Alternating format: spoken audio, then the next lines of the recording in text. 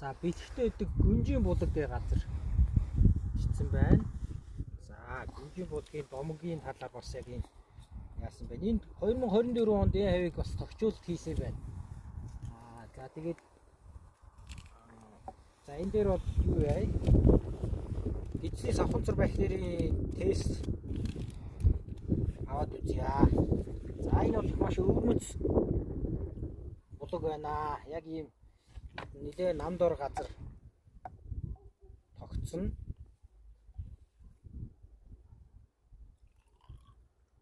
За эцсийн савханцар бактерийн одоо юугаар онцлог вэ гэвэл энэ бактери хүний болон хүн мал амьтны одоо дулаан цустай амьтны гидсэнд байх ёстой. Тэгэхээр нарийн гиз бүдүүн гидсэнд байх ёстой бактери.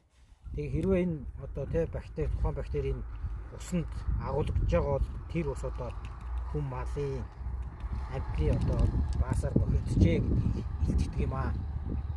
За тэгэхээр тэрийг нь одоо тестэлж ийж үзэж мэдэх боломжтой. За би ингээд ер нь Улаанбаатар хотод иргэн тойронд за тэг хөдөөч бас явж байхдаа хөдөөгөө даагаарт явж байхдаа үзээд нэг 20 гаруй газар ингээд савханцар бактерийн тест хийж үзье. За одоо энэ дээр ингээд ерөнхийдөө шар өнгөтэй харагдаж байна. Сая биний хийсэн зүйл бол энэ бактери ургуулдаг одоо энгийнэр бол идэж тэжээлэн юм да. За тэгээд ингээд шар өнгөтэй байна. Одоо 24 цагийн дараа хараад үзээд ихэд ногоорж явах юм бол одоо энэ дээжинд буюу энэ одоо ашаан дээр эцсийн савханцар байна, бохирдсан байна гэж үзнэ. Шараараа байж явах юм бол бохирдоогүй байна гэж үзнэ. За энэ бас онцлог нь болохоор энэ намдуур газар 3 чим цэгээс ингэ хамгаалж өгөөд хийсэн байна. За тэгээ энэ дотор ингээ мөс өсөө тогтцсон. Гэхдээ тэрийг нь яг ухамсаргүй хүмүүс тэгсэн юм уу? Нэг бол одоо ингээ салхи юу нэ одоо мөс өс ингээ тэлээд яатсан юм уу? Тэр модыг бол өргөө шидсэн байна цаашаа.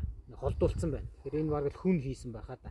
За тэгээд энэ нуус муцыг ингээ хуглаа ичиж. Тэгэхээр мэдээж ингэх юм бол мэдээж энэ чинь задгаа орчинд учраас бохирдол орох магадлал бүр нэмэгдээд өгч штэ тий. За тэгээ үр дүнг нь харъя 24 цагийн дараа.